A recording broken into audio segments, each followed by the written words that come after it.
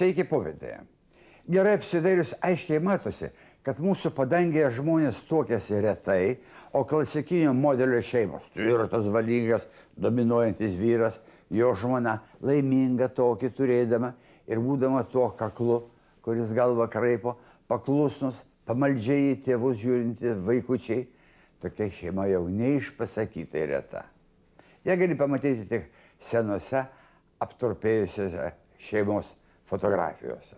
Tokią šeimą jau drąsiai galima vadinti archaišką, nors jos nariai galbūt buvo patenkinti tokiu gyvenimu. A gal ir ne. Prisiminkime Žemaitės marčią. Žemaitė gerai žinojo, koks gyvenimas tada buvo. Kad standartizuotų šeimų beveik nebeliko, juose gyvena tik vyresnio amžiaus žmonės, tai vienas dalykas. Apskritai šeimų sumažėjo. Statistika sako, kad kas trečia vedusiųjų pora anksčiau ar vėliau išsiskiria. Tačiau tai melas, išsiskiria daug daugiau. Statistika domina tik susituokusiai pagal visas taisyklės savivaldybės įstaigoje ar bažnyčioje. Bet jauni subrendę vyrai ir moteris, kurie anksčiau tokio amžiaus sulaukė tuoktųsi, dabar tiesiog gyvena kartu, be jokių formalumų. Kartais ilgai, kartais visą gyvenimą ir vaikų susilaukia ir net juos išaugina, bet daug dažniau tokia laikina šeima, patyrusi pirmųjų sunkumų ir nesantarvę, subyra. Taip skaičiuojant, išlieka mažiau negu pusė šeimų. Visai nesenai, prieš 10-15 metų, turėti draugę arba draugą, gyventi kartu buvo didelė paslaptis. Žmonės karštai ginčydavosi, kad mes tik geri pažįstame. Dabar tokia pora eina kartu į teatrą, į svečius, sėdasi prie visos giminės kūčių ar kitos šventės stalo ir niekas dviprasmiškai akių nevartalioja. Kas darosi? Kad vedybų charakteris keičiasi, tai visiems aišku. Bet kodėl ir kur link jos evoliucionuoja? Pamėginkime pažiūrėti į vedybų istoriją, nes tas reiškinys, kaip karai, tikybos, mokslas, menas, savo istoriją irgi turi. Kažin kaip toli į praeitį siekti nepavyks. Nėra aiškių pėdsakų, tik patikimai įsivaizduoti galime. Bet 5000 pastarųjų metų bus gan moksliška. Tie mūsų tolimi protėviai, kur jie tada būtų begyvenę, ar Baltijos pakrantėse, ar dar tik pakeliui į jas, negalėjo būti nieko kito, tik medžiotojais ir gamtos dovanų rinkėjais. Jų darbo įrankiai buvo primityvūs ir tobulėjo vėžlio žingsniu. Vėliau prasidėjo gyvulininkystė ir laukininkystė, o tai sustiprino vyriškio kaip raumeningesnio šeimos nario vaidmenį.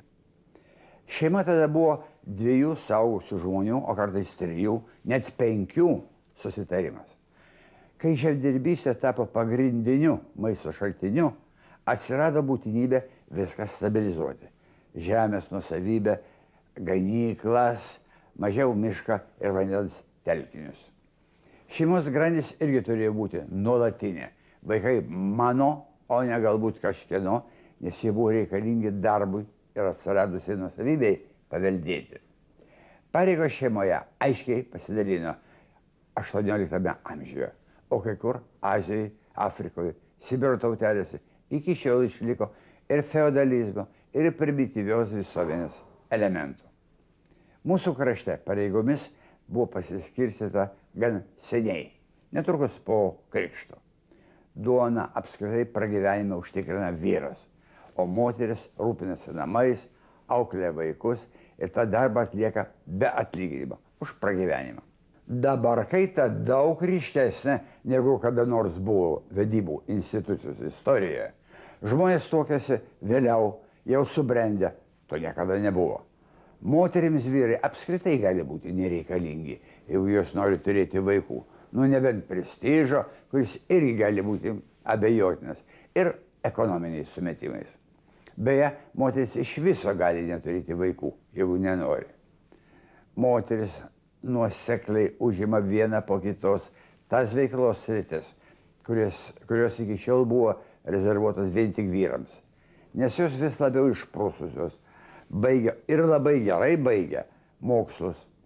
Pirmiausia, jos užvaldė švietimą, po to mediciną, teisės institucijas, valstybės politiką, o dabar net karybą. Jos tiesiog veržiasi į viršų. O kadangi juridinis lygiateisiškumas jau pasiektas, tai vedybos, kurių pagrindas turėjo būti ekonomiškai dominuojantis vyras, gyvena paskutinės valandas. Dabar moteris gali mylėti tą, kuris jai patinka, bet kenčia pati vedybų institucija. Mažėja vyrų, geriau išsimokslinusių už moteris ir daugiau uždirbančių už jas. Be to, mūsų mielosios susiduria su nauja problema. Joms į porą trūksta vertingų kandidatų. Todėl viengungių skaičius kasmet auga tiek miestuose, tiek provincijose ir viengungystė nustoja būti visuomenės neigiamai vertinama. Yra ir kita modernėjimo ypatybė. Vokiečių psichologas ir psichoanalitikas Fritzas Rymanas savo knygoje Grundformen den Angst rašo, kad lyčių lygiateisiškumas ne tik pagal įstatymus, bet iš tikro jau sukūrė reiškinį, kurio kitaip negu santuokos baimė nepavadinsi. Moteris tos baimės turi rečiau. Tai daugiau vyrų liga. Mes vyrai labai dažnai pervertiname save ir labai saugome tą savo nepriklausomybę, kurios faktiškai vis mažiau ir turime.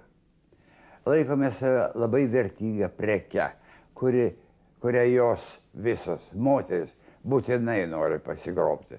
Todėl nenorime įsipareigoti ir ypač vengiame kontaktų pagrįstų šiltais jausmais. Nes tai mūsų nuomonė, jų, tų medžiotojų, moterų, paspęstos žabangos. Tokiems vyrams atsirandantis artumas kelia baimę ir net paniką. Aha, manome, jau jai pradeda sektis. Būti mylimiems arba patiems įsimylėti suprantama kaip pasidavimą jos žinion ir savo nepriklausomybės krachą. Kuo didesnis dvasinis suartėjimas, tuo didesnį pavojų įsižiūri. Tada tramdo savo gilius jausmus ir deda į krūmus. Jis pats nemoka parodyti švelnių jausmų, nes bijo, kad už jų bus pasigriebta. Laikui bėgant švelnus jausmai nunyksta. Bet jis vis tiek lieka žmogum, hormonai konkuliuoja ir verčia veikti. Geismo ir žmogiško artumo baimės prieštaravimas akivaizdus. Todėl toks žmogus pripažįsta tik lengvai nutraukiamus, grinai seksualinius santykius. Jis dažnai keičia partneris, taip saugodamas savo brangiąją nepriklausomybę. Bet jausmų požiūrį jis vis didėjantį tuštumą. Be kita ko, tokie žmonės laikosi nuomonės, kad neištikimybė yra neišvengiama. Jie dažnai renkasi nepatrauklę moterį. Kodėl? Todėl, kad mažesnis pavojus į ją įsimylėti. O kai jam pasivaidena, kad jau yra supakuotas, pabėgti gali net vestuvių dieną. Flirtas internetu. Tokie vyrai rašo šiltus, romantiškus laiškus, nes jiems tai bendrauti saugu, bet galų gale susitikę dažniausiai pabėga.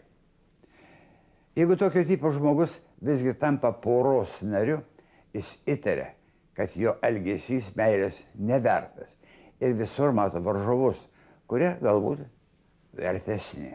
Ar yra vitaminai, kurie galėtų tokį diegą ištiesinti? Reikia įprasti, kad savo jausmus jis rodo labai santūriai ir pačią jam ant kaklo nesikabinti. Jam svarbiausias dalykas – saugumas ir jaukumas. Aukšto pavadėlio jį galima nuvesti toli. Tik nelauk, panelę, kad jis tau kalbės meilius žodelius. Jis visada bijos per daug pasakyti. Visai kitas tipas – žmogus, kuris nori mylėti ir būti mylimas. Tai gali būti ir vyras, ir moteris. Jie nuoširdus, sugeba aukotis, bet bijo tapti savarankiški. Dėl to jam būdingi baimės priepuoliai, nes esant konfliktiniai situacijai jis puola į paniką. Bijo prarasti partnerį, nes būti vienišium nesugeba. Todėl jis rūpinasi partneriu daugiau, negu tai leidžia sveikas protas. Tai gali lemti priešingus rezultatus. Partneris, kurį suvysto kaip mumija, gali pasijusti netinkamas, o ana pusė susireikšminusi. Jis priešinsis, o tai tragedija gailestingajai pusiai. Nes paslaugų atstumimą gailestingasis, dažniau gailestingoji, supranta kaip slepiamą nemeilę. Dažnai toks žmogus net praranda savo gyvenimą, susitapatina su mylimuoju. Bijo, kad ana pusė pamanys esanti nebereikalinga. Perimamos mylimo pažiūros ir pritariama jo nuomonei, nes jam arba jai atrodo, kad skirimasis nuo partnerio ir buvimas savimi kelia pavojų. Toks partneris arba partnerė rodo perdėtą rūpestingumą, už kurio paprastai slypi valdžios troškimas, dėl tos pačios priežasties – baimės prarasti. Tokius santykius antroji pusė ryžtasi tęsti, tačiau daugiau iš gailesčio ir dėl šventos ramybės. Tokių santykių paslėpti neįmanoma. Juos mato ir pora, kuri dar tik mąsto apie vedybas. Tokia pora bijos patekti į tokius spąstus. Kitos rūšies žmonėms, viską mąstantiems, valingiems, kartais galbūt sausokiams vedybų baimė sukelia dar kitos priežastis. Jie nepasikliauja jausmais. Aistra tokiems žmonėms atrodo įtartina, todėl savo jausmus įrodo tik taupiai, po šaukštelį per dieną. Bet jeigu nusprendžia, tai savo sprendimo laikosi. Tik jiems nelengva partnerį pripažinti lygiai teisiu. Jis per daug reikalauja prisitaikyti ir paklusti. Tas žmogus gali būti tiek konservatyvus, kad laikosi poros ne tada, kai laikytis jau tampa neįmanoma. Nes jam visgi lengviau laikytis to, kas žinoma, nei dar kartą rizikuoti.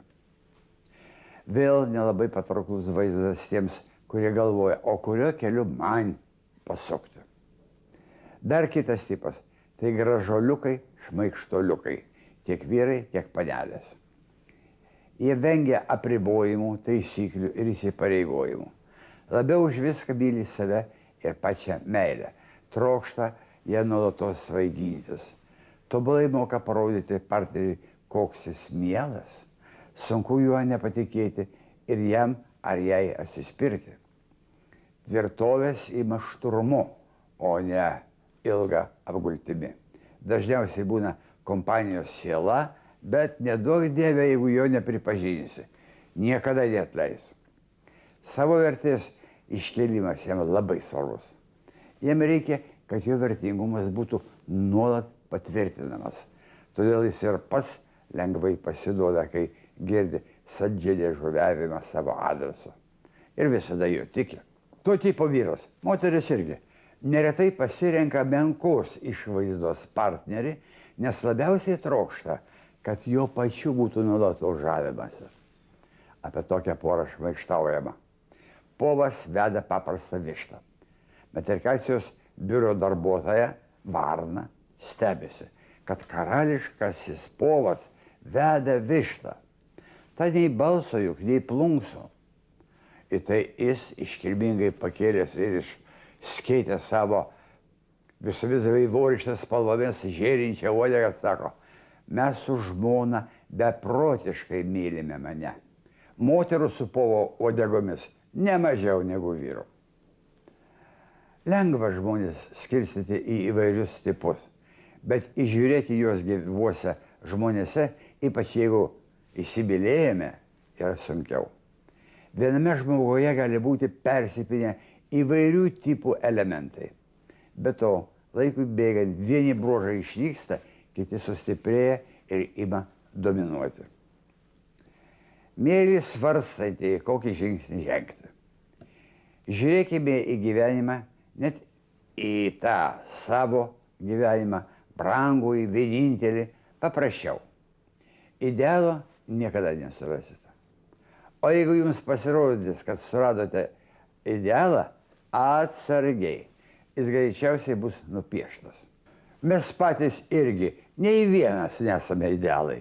Turime margumyną bruožų, nesame tiek vienodi kaip ten arkliai ar lydekos.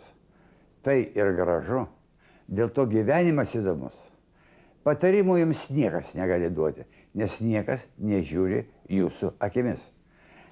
Gal tik vienas atsargus patarimėlis. Naudinga pažinti jūsų būsimos antrosios pusės tėvus, ypač mamytę. Didelė dalis jos bruožų neišvengiamai bus sūnelėje, o ypač dukrytėje. Nėra nieko, kas liktų visam gyvenimui. Prastus bruožus galima būtų pamėginti nulyginti, gerus puoselėti. Viliuosi, nelabai prigąsdinau. Norėjau padėti susigaudyti ir atkreipti jūsų dėmesį, kad pavasaris ir kad žengėte į minų lauką. Nieko baisaus. Dauguma žmonių ir minų lauke išlieka gyvi.